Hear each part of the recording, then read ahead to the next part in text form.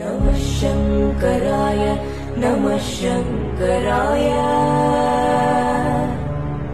नमः शङ्कराय नमः शङ्कराय नमः शङ्कराय नमः शङ्कराय नमः शङ्कराय नमः शङ्कराय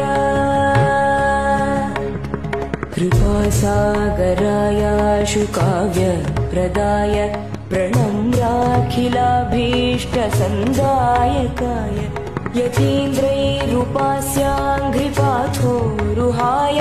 प्रबोधप्रदात्रे नमः शङ्कराय चिदानन्दरूपाय चिन्मुद्रकोद्यत्करायेश पर्याय रूपाय तुभ्यं मुदा जीयमान